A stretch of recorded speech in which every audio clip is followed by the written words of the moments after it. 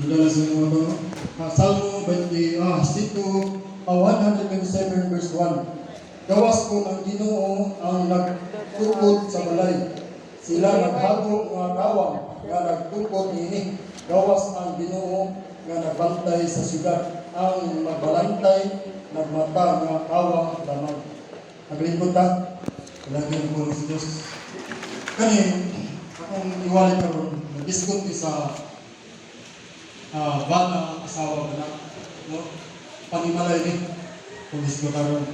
Karon butaga, kita tunan kung unsa ang akong responsibilidad, no? Sa atong panimalay. Ang responsibilidad na, no, makuha na to ni sa mga lalaki kung unsa ta sa atong panimalay, no? Atong ibaluan nga sa tulog ka bahin, no? Ang tulog ka bahin kaning bata, asawa o anak. Apan labaw ini ang sentro sa atong panimalay mo ang Ginoo nga buhay na ng Dios. Amen. No? Wala tayong magbuhat kung wala ang Ginoo sa atong sentro sa atong panimalay. Siya yung atong galampanan sa tanan. Siya ang atong sandigan sa tanan. Kaya siya naman yun. Ang tanan nga grasya nga ihatag niya. Ang tanan nga Panginoon nato niya ihatag niya sa Ginoo. Dili man ang karon kasi na mga pamaagi ba ang Ginoo, no? Dire sa Psalm 127 verse 1, nag-isgot yun yung panimalay nga po, no? Dire nagingon sa Diyo, gawas ko na ang Ginoo nagtukod sa balay. Sila naghago nga kawang nga nagtukod nini. Gawas ang Ginoo nga nagbantay sa syudad, ang magbalantay magmata nga kawang naman. Kung kawang ninyo lang atong pagtuod sa Ginoo, huwag di tayo magbuhat, no? Kung wala ng Ginoo. Wala, ginanglan yun sa matag lakaw na to, sa matag gawas na to sa balay. Kita mga amahan, hindi na ko kalimtan yun ng hampo di Paskila. Eh, dito wala pa takabalo. Kita may ang amahan yun. Kita yun mahulog sa balay. Sa panimalay yun. No? Number 1, husband. Kaning husband, nag-provide ni siya. Provider na tanan, no? Mga unsay mga kinahanglan sa panimalay. Pagkaon, bugas, kwarta, no? Unsay mga kinahanglan sa panimalay, kita na mga bana. Dili na ito isalit sa atong asawa. Kaya nga sa ang atong asawa, diyan din na sa sulod sa balay sila. Kaunang po tingali nga, sila yung matrabaho, kita na sa balay. No, insulto ka na sa mga lalaki po. Unang kinahanglan dapat, kita mga bana, kita yung mag-provide sa atong mga kinahanglan sa panimalay. No? Sa spiritual, kita po ang leader. Spiritual. Adlaw karon, adlaw na Domingo. Kita yung magmando sa mga anak sa atong panimalay. Kaya kita man ang haligi. Ang Ginoo, mo yun ang haligi sa sitros ko Ginoo. Uban yun ang Ginoo sa tuwa. Muna kita, leader ka, dapat kita po mamulo sa atong panimalay. Atong dato ng atong mga anak diya sa simbahan. Dili na po dalon atong anak sa mga binuwa kami kalibutan. Kaya gano'n, makadawat na silang kaugmahon silang kinagayon na. So, amen? Atong basahan ng 1 Timothy 5:8.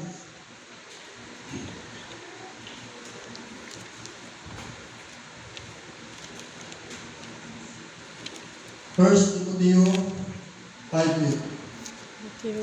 Gingon sa dili, apan kung si bisan kinsa dili mo sangkap alang sa iya kaugalingon o ilabi na alang sa mga sakop sa iyang kaugalingon panimalay, siya lisod sa pagtuo o mas mangilad pa kay sa usa ka dili magtuo. Mangilad pa jud sa usa ka dili magtuo. Kung dili ka magtuo, ngilad ka. No? Kung dapat pasalamat na, no, nga nakahilata sa Ginoo, nakadawat na sa Ginoo, na akong personal gumurugo sa Ginoo.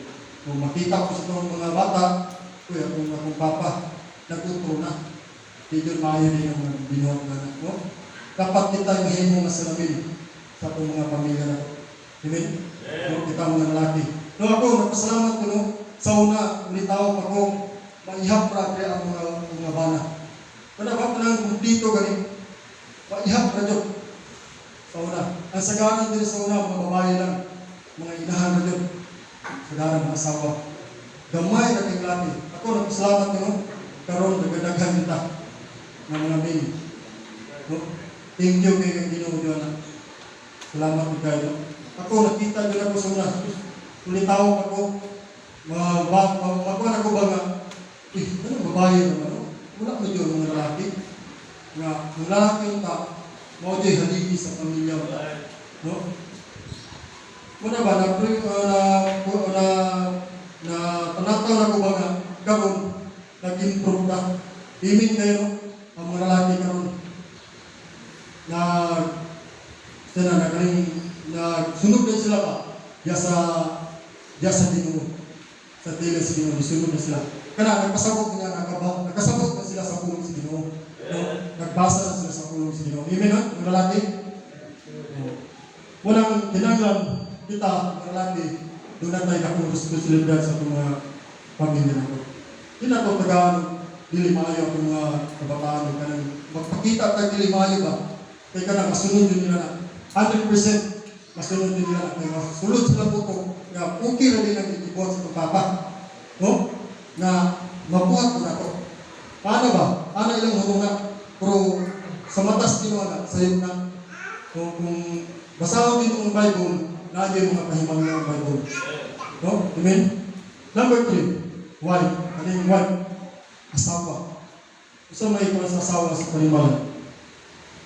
Katibayayon lang sa bana, sa balay. Katibayayon lang sa. Muna'y kung silbi, no, usay kita mga lalaki na usay ka na magabi, sa di pa ka matulog, mag-discute na tas kung mag-istorya ka sa tawa. Taga na, nakaagit-anak. Discute na sa mga negosyo, mga plano sa kong kinabuhi, future sa kong anak. No? Muna'y kinanglan akong asawa, hindi ko na ito pasigitan, no? Atong langgaon ko na itong asawa. Kay lisod ba yung kakita ko asawa niya na mapalanggang ko kapano. Diba? Amen? Dapat tanan na kung sa'yo responsibilidad sa sulod sa balay, ang trabaho sa bala o din ang mangita dito kalamunon sa matagadlaw. Pagkapon sa panimalay, pagkapon, kung kapoy magaling asawa, ako tabangan. No? Kaya di po lalim ang trabaho sa asawa sa sulod sa panimalay. Atong basaw ng Psalms 128 verse 3. Psalm. Yan atong makita kung usap ko ng responsibilidad sa asawa. 128 verse 3. Oh.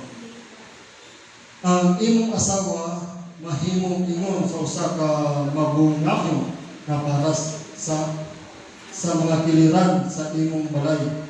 Ang imong mga anak sama sa mga tanom nga ulibo sa palibot sa imong mga lamisa. O, klaro ingon sa binuha kung sa paras ang paras ang atong asawa.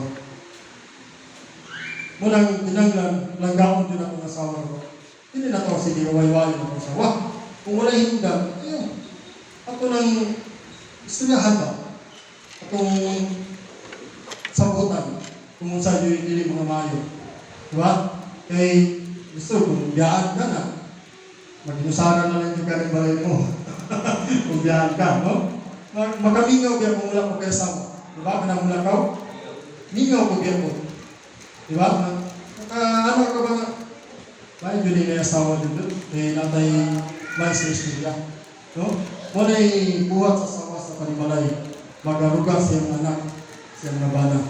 No? Kita kong nabana, ito ka magpapatong. No? Para di ko gusto ko ang asawa. Amen?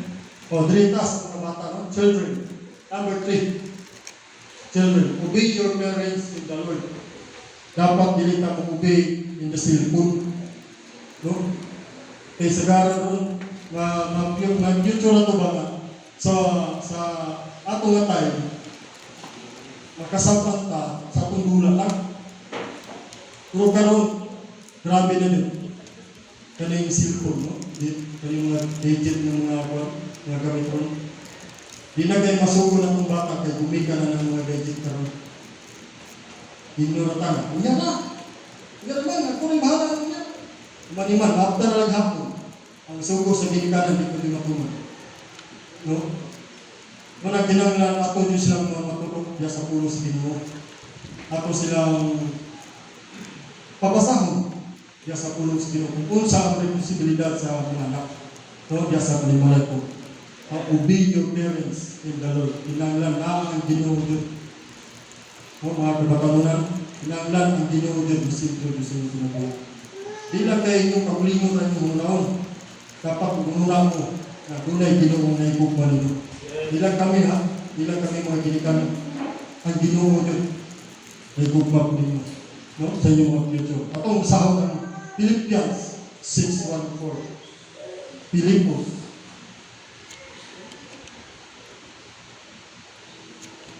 Ephesians na Ephesians. Okay? Ephesians.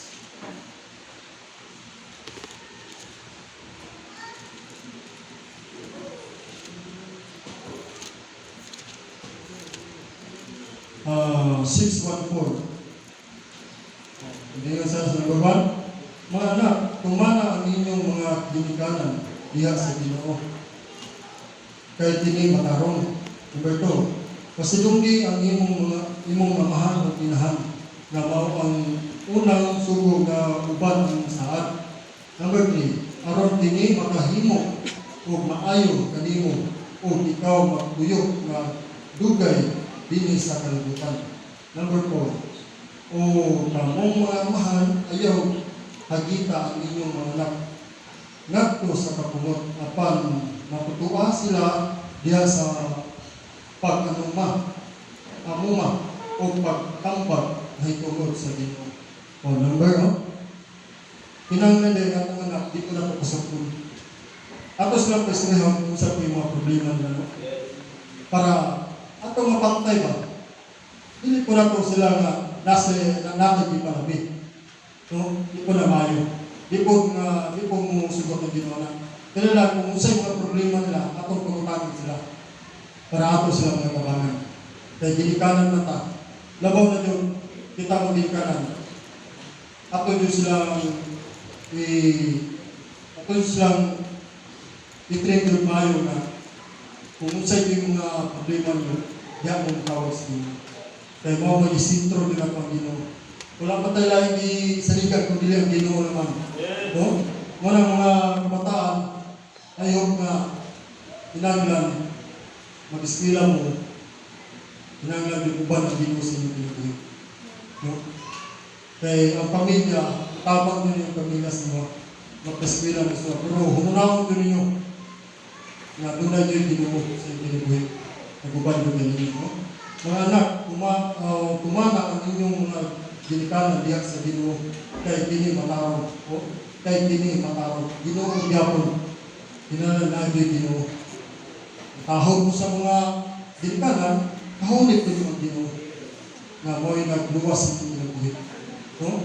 Number 2, pasidunggi ang imong inahan o imong amahan o inahan na mao ang unang sugo na uban ng saad. Kay kung wala tayo ginikanan no, di po tayo, wala po tayo rin kalibutan. Muna ang dinanglan, ito pasinunggan ang ginikanan. Ito di ko ba ang mga ginikanan binang. Ako lang, kung doon ay mga struggle na resin mo pinabuhin, mga patano, na natural mo sa kong yung ginikanan. Kaya nag-ayuhan mo na. Dawat talag, no? Ay ubos yung problemon. Kaya tambag na yung katawag, tambag. Di man nagkautan na tambag ng ginikanan. Wala ginikanan na nagtambag ng kautan. Kuya na lang dali kung may ginuos ng ginabuhi. Na kung subuhon ka palit ng mga di maayo ka, ayaw. Ay pagtuman. Mga sibilyo, limnon, ayaw. Inon mo nga yung mahal na ka. Di man na maayo. Naon mo. No? Mga batano, mga people, dapat isintro yun yung Diyos yung pinubuhin. Number 3, karon kini makahimo. Aron kini makahimo og maayo kaninyo. O ikaw magpuyo na dugay dinhi sa kalibutan. O para sa kayuhan na dinhi yung tanan. Yung anak.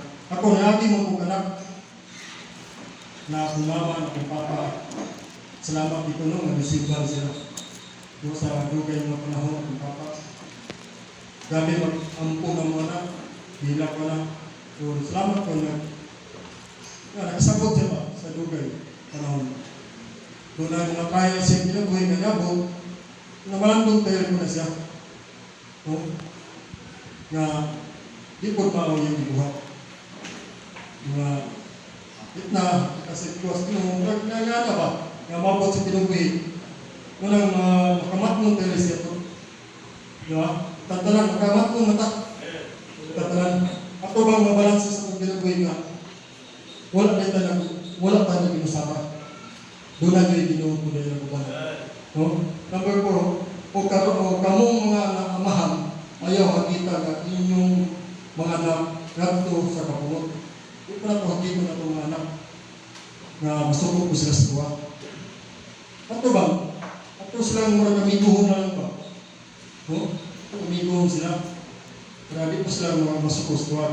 Doon na tayo mga istorya nga lipot nga maayo. Di na po na pwede yun. So, atong kalmahon ng mga problema para ang anak ko na ko, di po magtanong kasukos ko ka panahon na sila na po na mahimong inahanap ang mahal. No? Muna mga ikson, ni istorya ko niyo na nalukay. Iwali ko kay mga pas naman, doon na ko mga struggle kung ginagawa. Bisag ninyo na ko na kung anak na buhit pa mga yung kanan. Naglibog ko kung sa akong iwalid. Unang nangayon ako kaalat sa Ginoo. Unang future ako nga kanila lang kung iwalid ko galit. Okay. Di naman ako nakagig. Di man kita man tanan. Nakagig nga mga struggles ko na bisag wala pa ka nahimo amahan. No? Ako nakita ba nga kaniling bana nyo kita nyo na yung haligi sa kahanan nyo. Kita nyo yung magdala sa itong anak, sa itong pamilya. Murag agaton na niya ba? Agaton na po sila. Yung inubanan po niya sa Ginoo. Spiritual. No? Agaton po na sa Ginoo. No? Salamat po kayo sa tanan. Unang tinanggal kita, mga binikanan, no? Kita mga amahan. Atong i-provide ang mga kinala sa pamanak. Ato kung isra, kung wala mong galing, ato kung isra sa tao. No? Dili po na ito sikang-sikahan. Kaya makahagit po sa anak ng anak. Kung ato po silang sikahan. No? Kaya pong mga asawa, yung babae, magtimbang rin nila sa pagmalay. Yung asawa. Kung mga kabataan, pinangal, obey your parents in the Lord. Pinangal, moving yung sa inyong mga ginagawa. Minubanan sa diya sa Ginoo. Kaya kung kamuray mo desisyon sa iyong kagalingon, siguro nyo kayo. Hindi maghuman, maminyo mo na wala di isakto yung kahimukan. So, daghan na nga nitapo din sa bana. So, wala. Hantog karon asa naman sila. Makadumog na lang sa pastor na nagbulag na lang. Okay, iman ko sa puno sa Ginoo. Igora ba? Naging gidawak na ginato ato naging kaminaw ba? Gidapos na nato sa tikas na lugar. Ano ba? Wala na ito gikisikasik pa ilang mga tambag. Ang mga tambag ng doon sa mga ginikanan, maayon din sa. Mas labaw na kung magbasa ka sa puno sa Ginoo. Madungagan yung kalam diya sa kung usa ka nga amahan. No? Dugang din ang alam. Hinanglan, kita karon daghanan yung mga struggle karon, daghanan yung mga tentasyon. Nabihan sa mga lalaki, mga mahan, daghan yung tentasyon na gibuhat sa kaaway na ano ba? Daghan yun. Basta mga matanong, daghan kayo. Kita tanan, di matakay makalikawas na yun. Makalikawas na yun kung mo ampo karya sa Ginoo.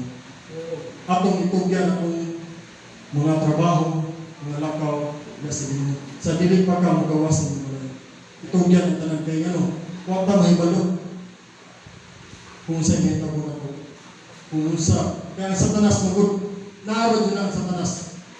Nagita pa dyan sa kikil. No? Marami sa wali ni Brad Ronald, kaya litag. Ano ba? Litag.